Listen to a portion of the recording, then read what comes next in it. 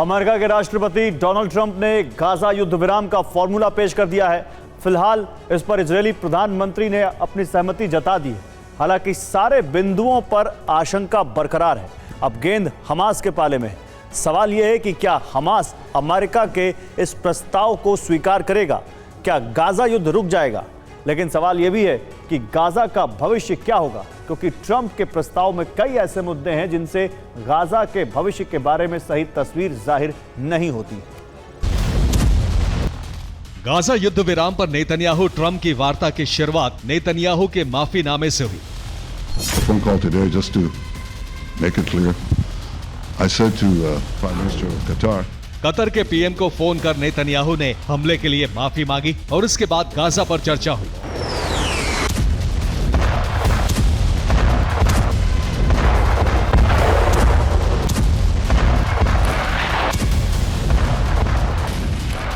Gaza युद्ध के 3 साल पूरे होने को हैं और अब जाकर स्थायी समाधान का एक प्रस्ताव तैयार हुआ है, जो फिलहाल दस्तावेजों में है। धरातल पर उतरेगा या नहीं, इस पर संशय है।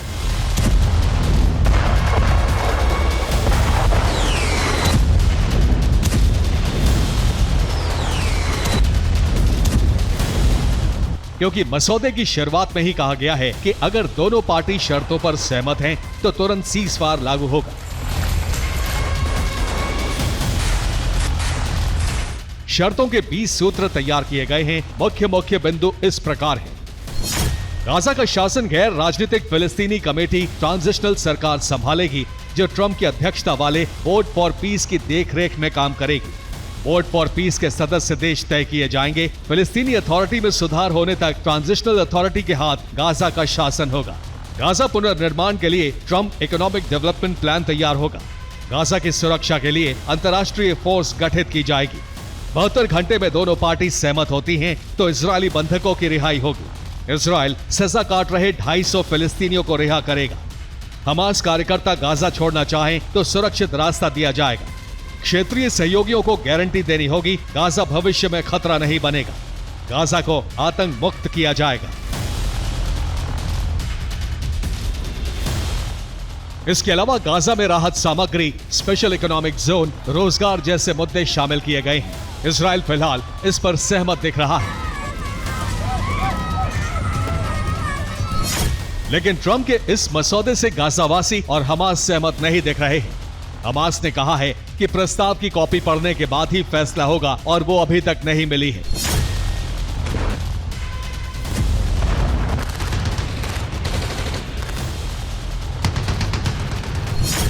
लेकिन अरब मीडिया इस मसौदे को पढ़ने के बाद 5 बड़े सवाल अमेरिका से पूछ रहा है।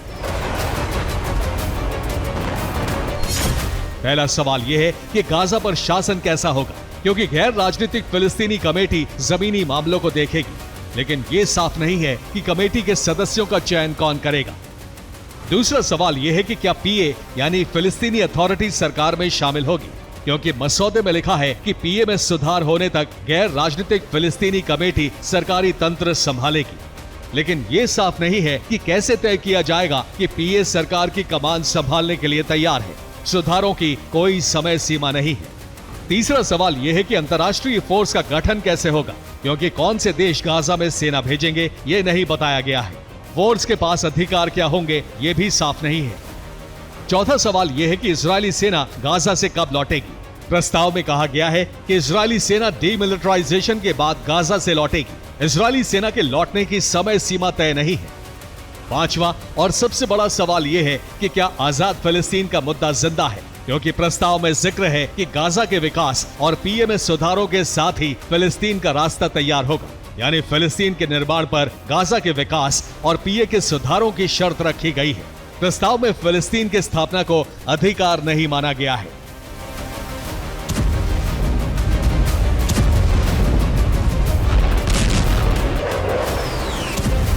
अभी ट्रंप के प्रस्ताव पर संशय के बादल हैं।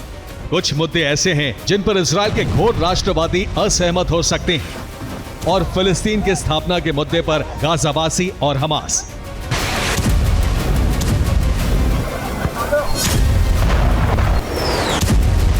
अगले 72 घंटों में यह साफ हो सकता है कि ट्रंप का प्रस्ताव धरातल पर उतरेगा या संशयों की भेंट चढ़ जाएगा।